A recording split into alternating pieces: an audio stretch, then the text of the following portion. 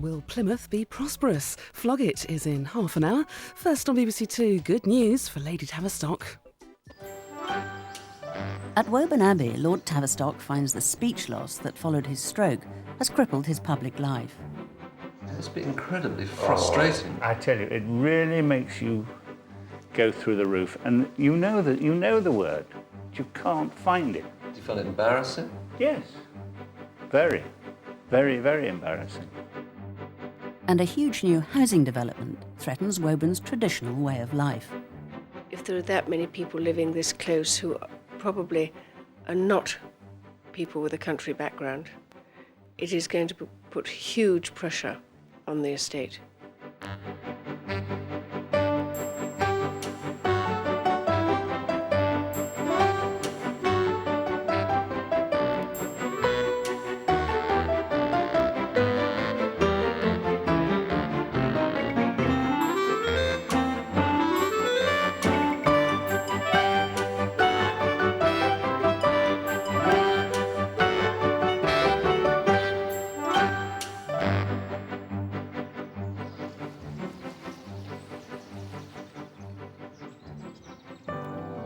In many respects, life at Woburn Abbey has changed little in its rhythm over the nearly 400 years the family have lived here.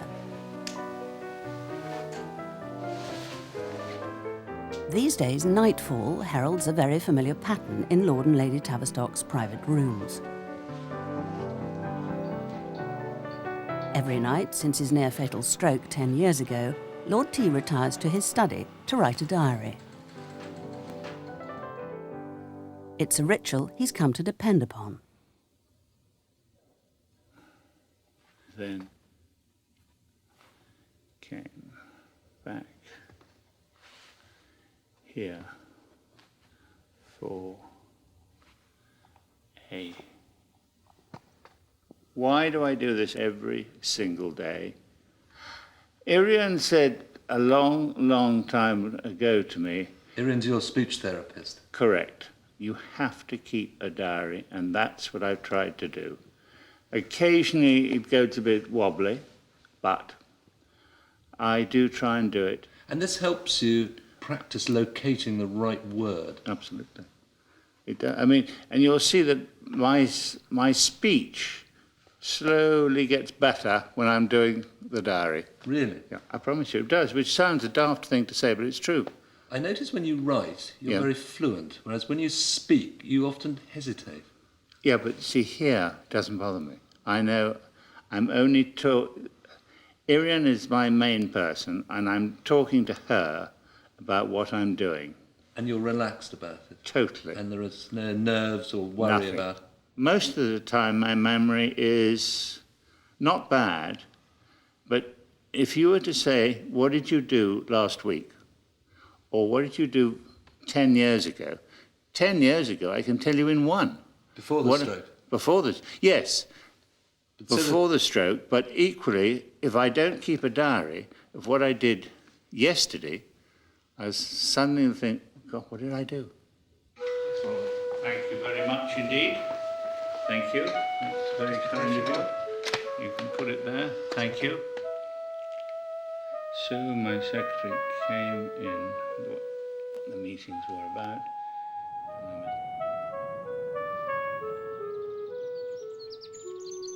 In charge of looking after the 13,000 acres of land surrounding the Abbey is estate manager Harold Davis. In the 16 years he's worked for Lord and Lady Tavistock here, he's witnessed a dramatic increase in vandalism, mostly caused by city dwellers from the expanding urban developments, which each year get closer to Woburn's borders.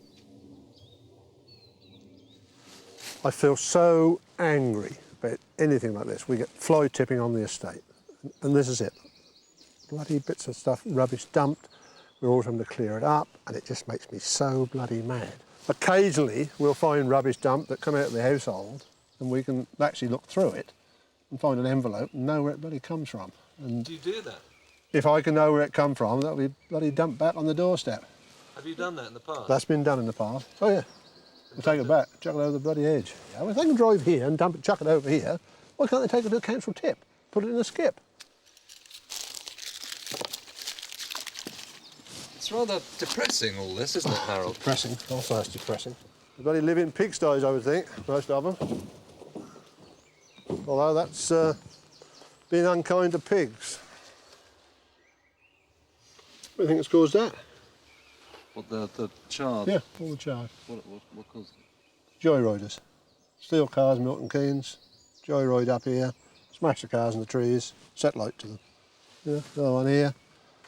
Every other tree up this track, you'll find, and the fences, crashed into.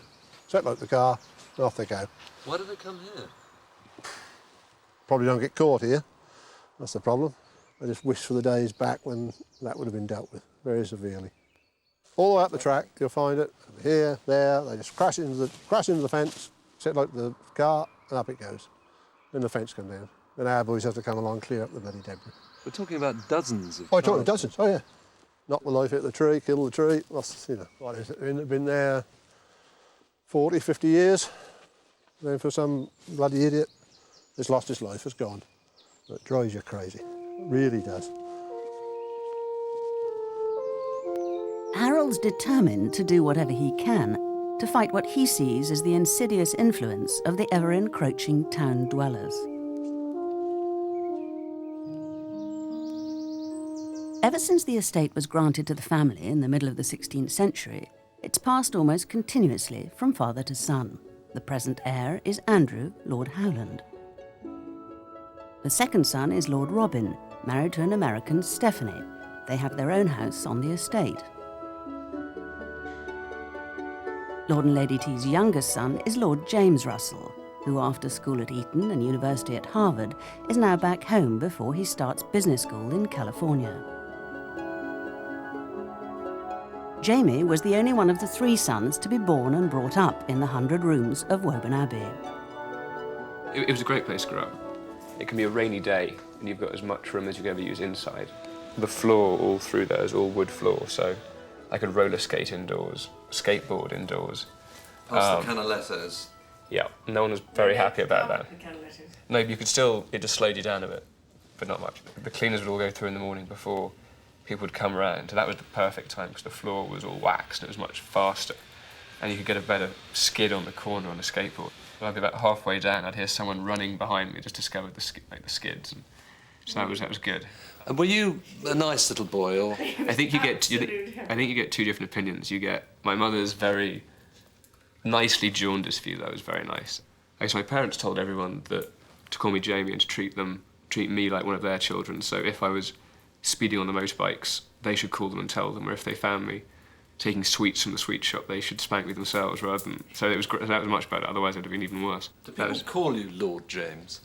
No, so just from the age of 18 onwards, it was just James Edward Russell, which was really healthy. And I suppose the only times I'll ever become Lord James Russell again is if a restaurant's full or you can't get on an airline. They sometimes get nicer to you, which they shouldn't, but it just... Quite handy, that, isn't it? Absolutely brilliant.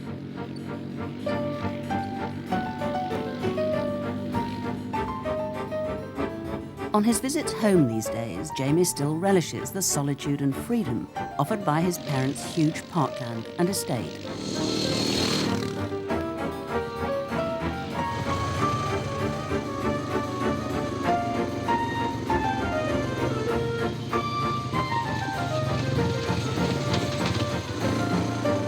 Jamie also has a unique bond with his father. As a 13-year-old boy, he was the only family member to witness the stroke that so nearly killed Lord Tavistock.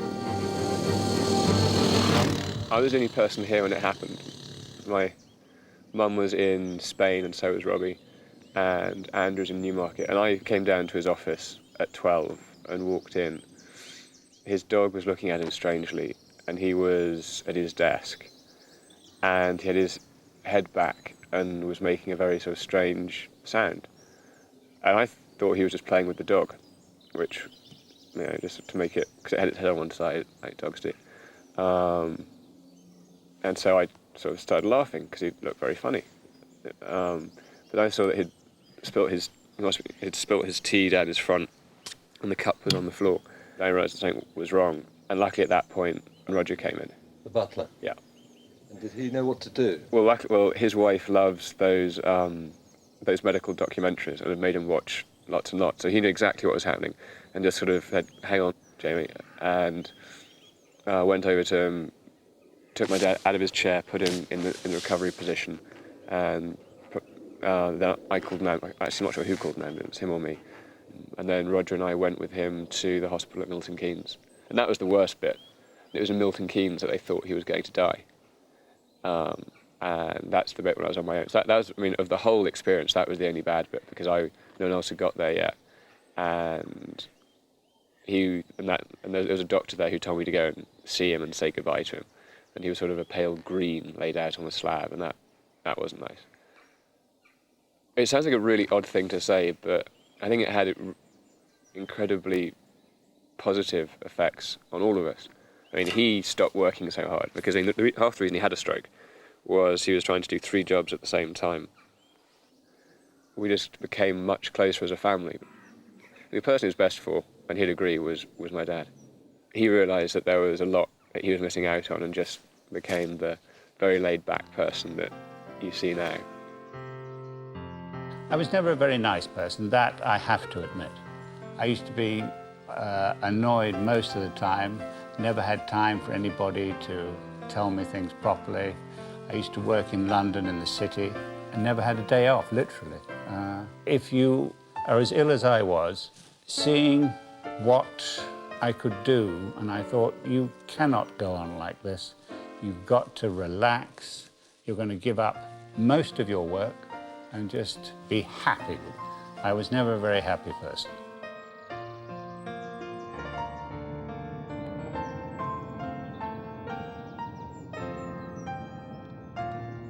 One of Lord and Lady Tavistock's closest friends, who recently has become very involved in Lord T's long recovery from his stroke, is a neighbour, Catherine Innes-Carr. Because Henrietta said this, didn't she? The story I love that she tells when you were very critically ill. Sure. And you couldn't say very much. She offered you a banana. And apparently, being a very patient person, you took it and you threw it across the room and shouted no. And she said that was what told her that it was still you. Because you hate bananas. I can't stand bananas. Possibly she knew it was you still because you threw it across the room. Absolutely. No, but then she knew, fine, But it's Robin still. It is still Robin.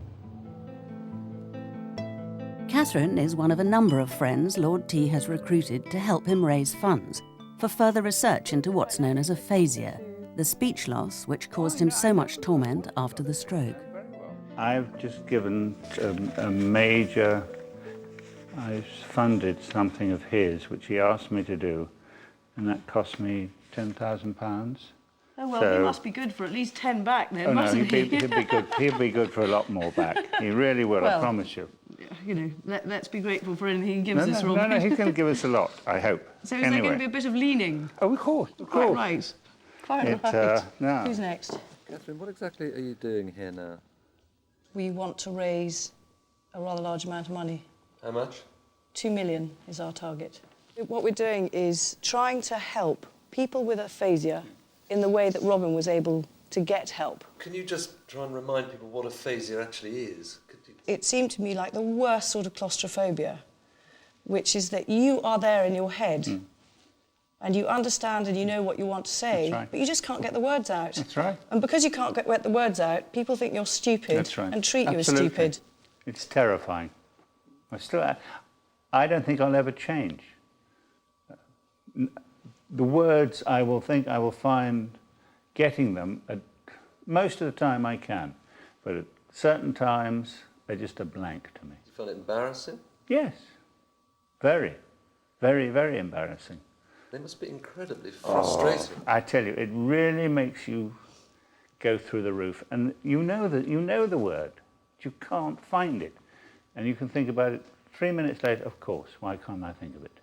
You'll see the time it's taken me to write that letter. It's somebody I know very well, and I have difficulty writing. Are you going to raise the £2 million? You've already put in a large sum of your own money, Lord T. We hope to. We don't know. No, but I mean, depends how you do it, because, I mean, you see that I'm writing very personal letters to all my friends. And, you know, I hope it works.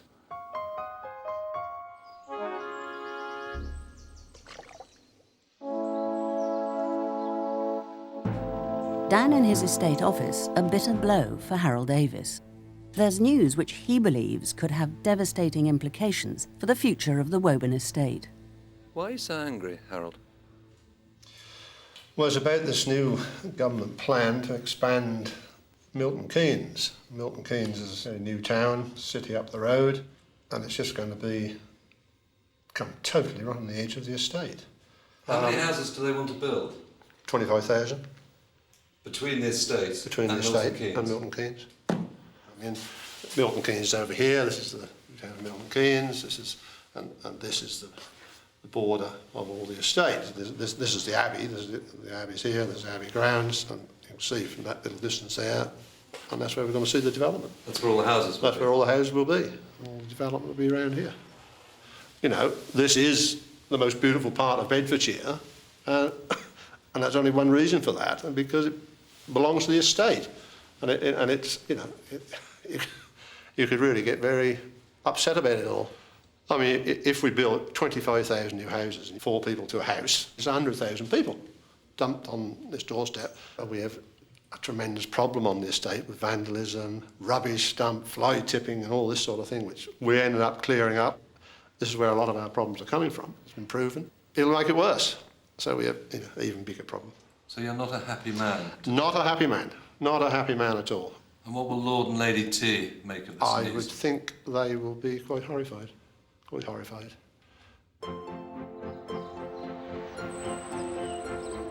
Most at threat is the ancient village of Aspley Guys, which sits right on the northwestern border of the estate. Villagers have always believed assurances when the new city of Milton Keynes was built that there would never be major development here. Now, Harold Davis believes the village could be swallowed up by huge new housing estates.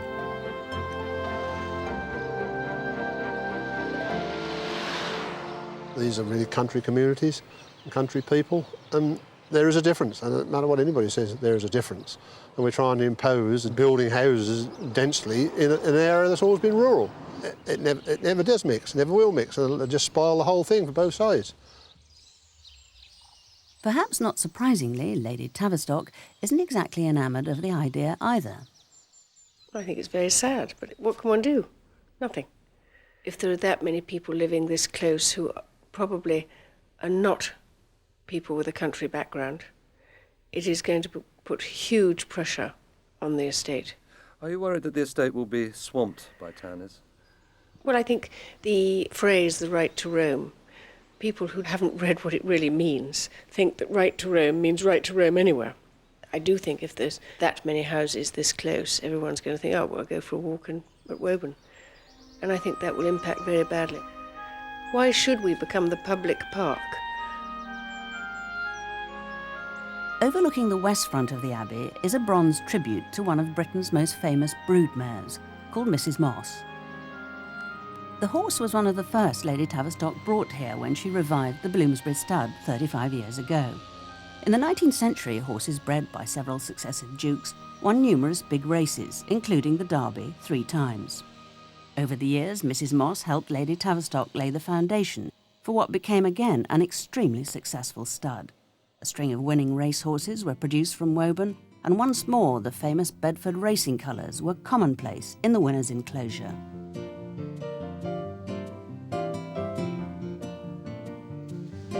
Recently, the stud's fortunes have been through a bad patch, and morale amongst the stud team has been low.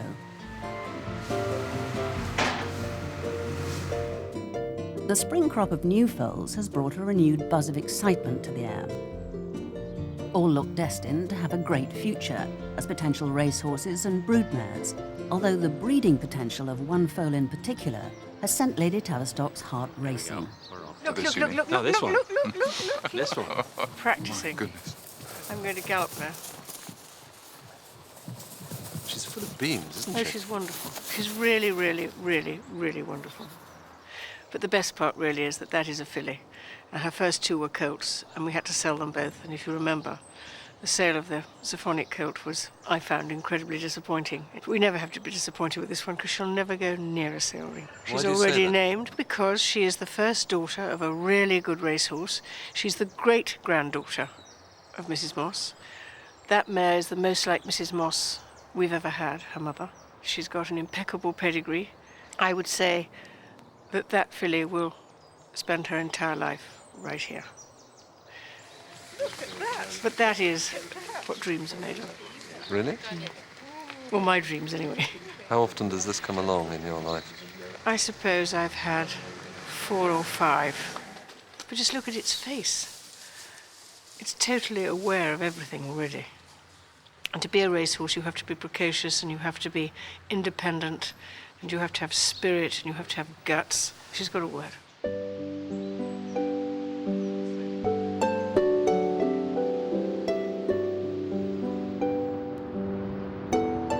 Newcastle. And at the university, a dream Lord Tavistock has harboured for 10 years is about to be fulfilled. This is Britain's first aphasia unit, where experts can research and treat the terrible speech loss so often suffered by stroke or head injury victims.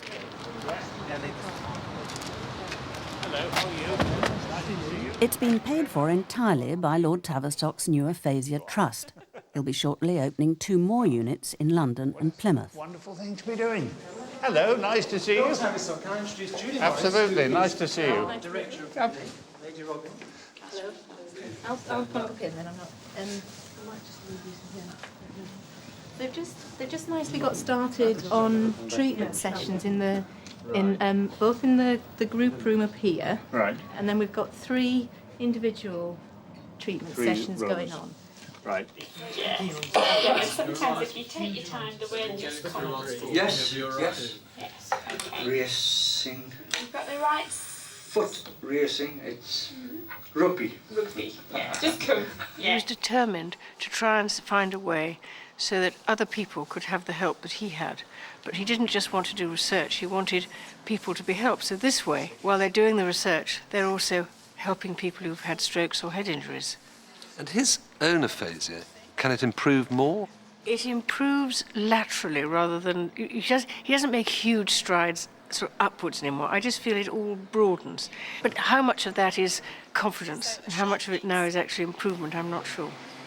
I think the frustration more now is that he hasn't probably achieved or reached where he thought he would by the time he was 60.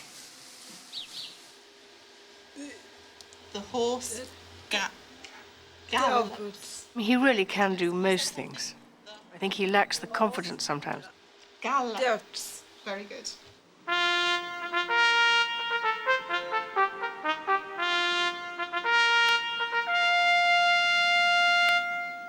They do get hit, and that's one of the problems, and it seems to make sense. And if we boxed them up? Because what's going to be happening is they're going to be offloading seating here. Yeah, yeah. And then they're going to have to ferry it through. Right.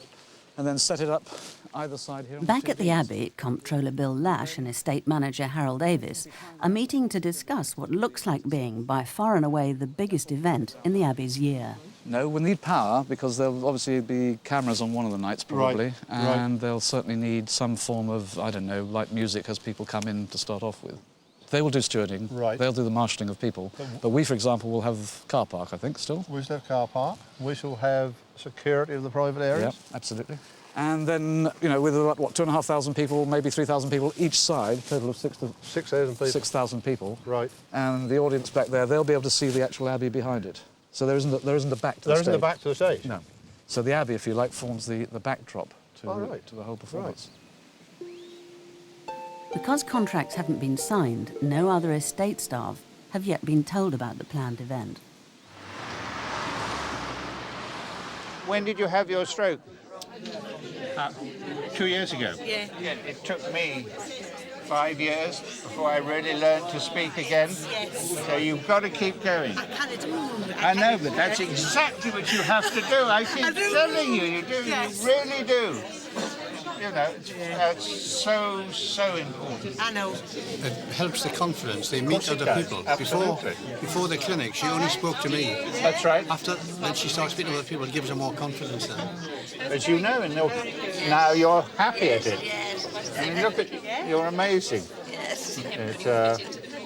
I think it's fantastic. I think this is an amazing clinic to have and to open.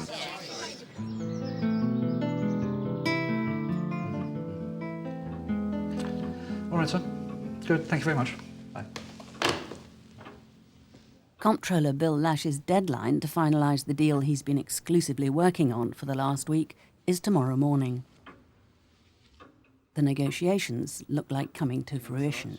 Is there anything I can get you? A cup of coffee or anything? Very kind, thank you. No thanks, Grant. Good night, Mr. Lash. Good night.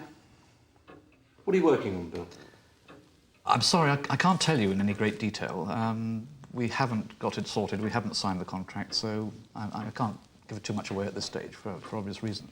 It's an event that hopefully will do us a lot of good. It's a fairly short notice one, and that's why we're working a bit late to try and get it all sorted. So it's 6,000 people. This is a big thing, then? Yes, it's quite a large event. It's a certain amount of management of people coming in. I've got to get them seated for the concert and so forth, so that's... So it is a concert, then? Yes, it is a concert. It's a concert. And who's performing? That I can't tell you. I won't be able to tell you until we've actually got the whole detail signed, contract confirmed. But suffice it to say, it's a mega. This is a superstar of global proportions, a great name, everyone will know him, a marvellous pool for the Abbey, and if it all comes off, then I'll be very happy. It'll be a wonderful, wonderful couple of evenings. But that's as much as I can say at this stage. Him? That's as much as I can say at this stage. Paul McCartney? No. Rolling Stones? Not saying any more. Lord Tavistock, we would like to say thank you for giving us his clinic. It is very kind of you today to have made this possible. Thank you again. Thank you very much.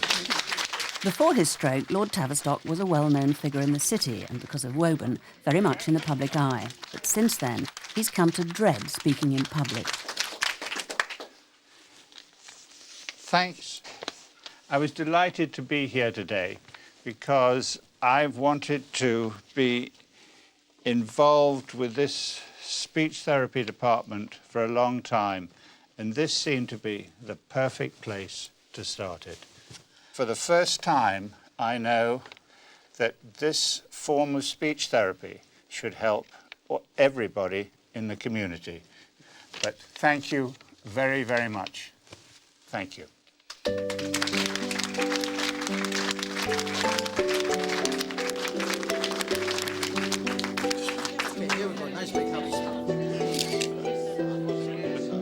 What do you think of what you've seen here today, Lord T? Most of them will recover. Some of them won't, but some of them, 90% will, and therefore they should be very happy. You know, you've got to have hope in life. If you don't have hope, there's no point living. And that's what I feel. No, I think it's fantastic. I think you look the happiest I've seen you in the last few years.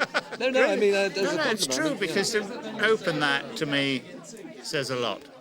Finally, I've done something, you know, which is important. For yourself as well? For myself, absolutely. In the next programme, the deal, which would bring one of the biggest names in the music business to Woburn, is clinched. How does he get here and get out? I think he'll either drive in or helicopter in and out. After 25 years, Lord and Lady Tavistock have to decide whether to hand over the Abbey and move out. What's it really like owning a place like this, Lady T? It's something you never really get used to. Pretty amazing place to come home to.